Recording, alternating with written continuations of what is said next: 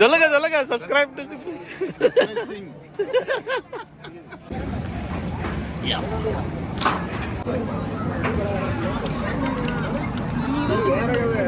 ஒரே ஒரு நைஸா போட்டேன்.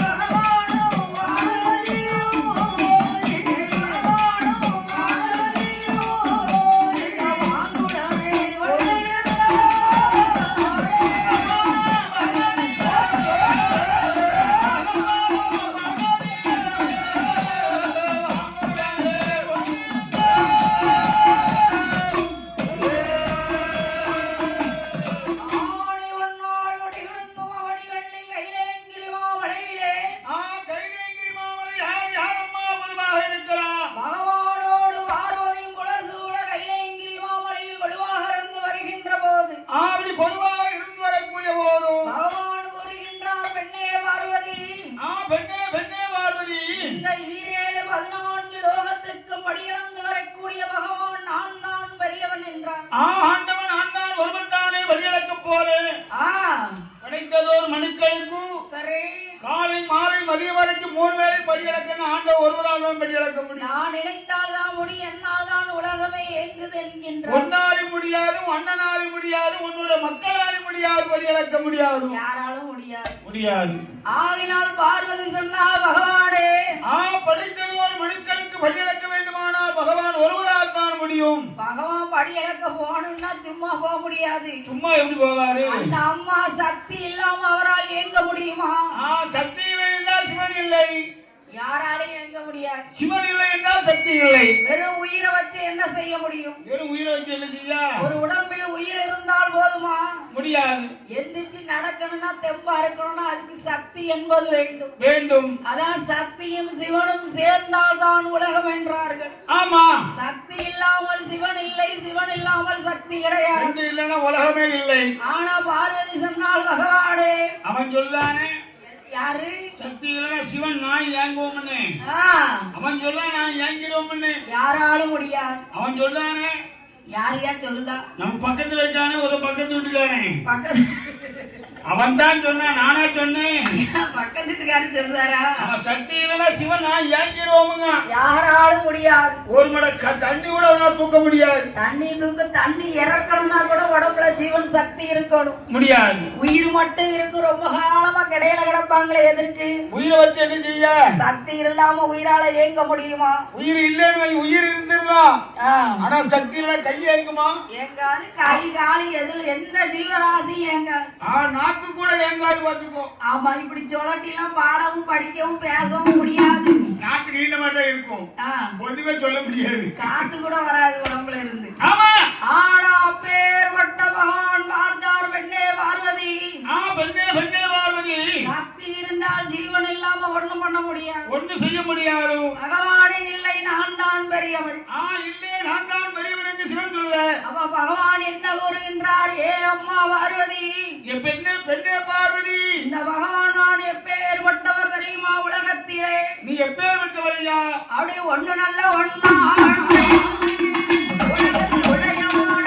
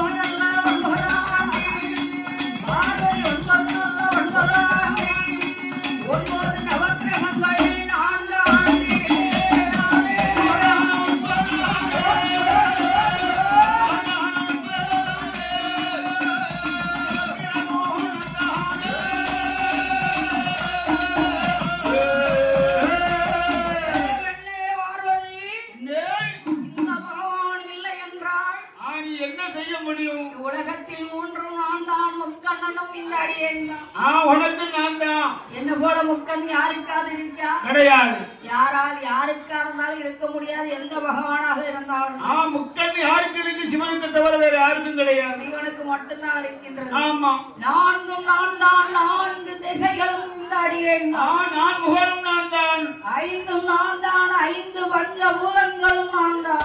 இந்த பஞ்சபூதங்களும் நான் தான். உலகில் இரவென்று ஒன்று இருந்தால் அதிலே பகல் என்பதும் நான் தான். இரவும் பகலும் நான் தான். ஆமா, பகல் இல்லாமல் இரவு இல்லாமல் பகலால் இருக்க முடியாது, பகல் இல்லாமல் இரவும் இருக்க முடியாது. சக்தி இல்லைன்னா சிவன் இல்லை, சிவன் இல்லைன்னா சக்தி இல்லை. எல்லாமே பகவான் தான். ஆமா, உலகில் 9 நான் தான். 9 நவக்கிரகங்களும் தாடியேன் தான். அப்பா பகவான் தான் எல்லாமே. பகவான் இல்லை என்றால் உலகமே கிடையாது. பார்த்தா உலகத்துல எந்த பொருளாலும் இயங்க முடியாது. அவன் பார்த்தால் பார்வதி பகவானே ஆண்டவா எல்லாமே தாங்கள் தான் என்றால் கைலாசமலையில இந்த சக்திக்கு வேலையே கிடையாதா? சும்மா இருக்க வேண்டியதான். சும்மா தானே இருக்க. சாப்பிட்டு செவனியே இருக்க வேண்டியதான். சக்தி மட்டும் இல்ல, எல்லா வீட்லயும் பெண்கள் அப்படித்தான். எப்படி அம்மா? பாவரசி வீட்டுக்குள்ள எதுக்கு வருவா? சாப்பிடத்தான் வருவா. அப்படின்னா அதை அப்பா வீட்டுல இருந்தா கொண்டு வருவா. வரும்போது கொண்டு வர வேண்டியதானே. வரும்போது மொத்தமா சுருட்டி இருந்தேல எல்லாம். என்னத்தை சுருட்டி வரணும்? சீருங்கிற பேர்ல ஒண்ணு கிடையாது. சீரு சுருட்டி உருட்டி ஒண்ணு கொண்டு வரல. உனக்கு கொடுக்கலன்னா அங்க இருந்து கொண்டு வந்து அத்தனையும் இது எங்க அண்ணன் வீட்டுல இருந்து வந்தது, என் தம்பி வீட்டுல இருந்து வந்தது, எங்க அம்மா வீட்டுல இருந்து வந்தது. நானும் வந்தது கூட மறுபடியும் வீட்டுக்கே போயிடுது. நம்ம வந்த இடத்த வந்து போயிடுது. நீ வாங்கும் போது வகையா வாங்குதெல்லாம் கொடுக்கும் போது வலிக்க உனக்கு. வரும்போது வாங்கும் போது நல்லா தான் இருக்கு. சரி, ஆனா மறுவாரமே திரும்பி போயிருந்த வீட்டை பார்த்து நீ உட பிறந்தாலும் கொடுத்தீங்களா? எந்த வண்டியில போய் இறக்குன? அந்த வண்டியில, அவன் வண்டியில, சொந்தக்கா வண்டியில. அந்த இடிமொழிவா வண்டியில ஏத்துனா வீட்டுக்கு எங்க வரும்? அவன் வீட்டுக்கு எல்லாம் போகும். அங்கேயா போச்சு. அவன் அதான் சொல்லிட்டு நான் தான் கொண்டு போனோம். நான் கையாளுக்கு வாங்கல. எம்மா சாட்சிக்கு பக்கத்துல ஆள் வச்சிருக்கேன் பாத்துக்கோ. அவன் சாட்சியோட குப்பையில போடு. அதான் கேட்கேன். கட்டக்கார சாட்சி. அவன் தான் சொன்னான். நான் தானே கொண்டுட்டு போனேன். அந்த பாவிட்ட வாங்கிட்டா அவ வீடு விளங்கித்தான் போகும். என்னத்தை கொண்டு போனான்னு கேளு. என்னத்தையா கேளு அவங்கிட்ட. என்னதையா? ஒரு கூட அரிசி கொண்டு போனானா? அது என்ன அரிசி? ரேஷன் அரிசியா? ரேஷன் அரிசி இல்ல, கடை அரிசி தான். அது 100 கிலோவா? 100 கிலோ. ஆமா. சரி, அங்க இருந்து வரும்போதே 1/4 கிலோ வண்டு இருக்கும். 1/4 கிலோ வண்டு இருக்கும். வண்டு ஒரு முடைக்கு 1/4 கிலோ. ஒரு மூடை அரிசிக்கு 1/4 கிலோ இருக்கும் வண்டு. சரி, அவன் கொண்டு வந்த அரிசி கொண்டு வந்தானா இல்ல தூத்து அள்ளிட்டு வந்தானா? யாரு கண்டா? அவன் தானே கொண்டு வந்தோம்னா. ஒருவேளை பீர்மனா கடையில தூத்து அள்ளின அரிசியா இருக்கும். இருந்தாலும் இருக்கும். அவன்கிட்ட கேளு. நான் தான் இன்னும் சொல்லாம நான் தான் கொண்டு வந்தேன். ஆமா ஆமா. ஆடாக பேர் பட்ட பகவான் பார்த்தார் பார்வதி. அம்மையார் பார்வதி என்னம்மா செய்யறா? என் 2 கண்களை மூடிவிட்டால் உலகத்தில் எந்த பொருளாலும் இயங்க முடியாது. இயங்க முடியாது என்றும் ஒரு பெண்கிட்ட எந்த காரியத்தை செய்யாத நம்ம சொல்றோமோ, ஆமா, அதெல்லாம் முதல்ல செஞ்சு பார்க்கணும் அந்த அம்மா நினைப்பா. அவன் நினைக்கிறது என்ன பூரா அப்படித்தானே. அவன் ஏற்கனவே பகவான் கண்களை மூடக்கூடாதுன்னு சொன்னார்ல. ஆமா. அப்ப இந்த கடவுள் கண்களை இருக்க மூடினால் நிலைமை என்ன ஆகுது? கண்ணி மூடி பாப்போம், என்னதான் செய்தாருன்னு பாப்போமே. அவன் பூலோகம் இருளடைதா என்ன ஆகும் பாப்போம். இல்ல சக்தி கிருபையினால பூலோகம் ஏங்குதான்னு பார்த்திடலாமே. ஆமா அப்படின்னு அந்த அம்மாவுக்கு ஒரு ஆசை வந்தது. வரத்தானே செய்யும். ஆமா, வீட்டுல இருக்க தாய் குலத்துக்கிட்ட நீங்க சொல்லி பாரு, அந்த இடத்துக்கு போகாதன்னு கேட்பாளா? பின்னால சண்டை வரும்னு சொல்லி பாரு, அந்த வீட்டுக்கு போகாத, அந்த அக்காட்ட பேசாதன்னு. அது மட்டும் இல்ல, முதல்ல அந்த அம்மா அங்கதான் போய் காலை வச்சுக்கிட்டு நிப்பா. அந்த சேலையை வாங்காதுன்னு சொல்லியாச்சுன்னு வைங்க. சரி, அதத்தான் முதல் சேலையை வாங்குவோம். அததான் எடுப்பா. ஆமா.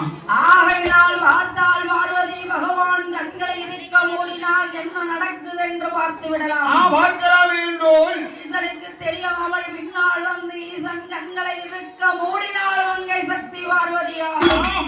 பார்வதியா கண்களை இருக்க மூடிய உடனே பூலோகம் மேலோகம் 14 லோகம் இருள் வந்து சூழ்ந்தது. 14 லோகம் இருளடைந்து விட்டது. மேலோகம், பூலோகம், கீழோகம், அதுல பாதாள லோகம் வரைக்கும் இருள் சூழ்ந்து அத்தனையும் பார்த்தார். யார் யார் எந்தெந்த திசையில நிக்கிறாங்களோ அவங்கவுங்க அப்படியே ஆணி அடிச்ச மாதிரி நிக்காங்க. இருக்க வேண்டியது வேற என்ன செய்ய முடியும்? எல்லா உயிராலையும் ஏங்க முடியாது. முடியாமத்தான் இருக்கு.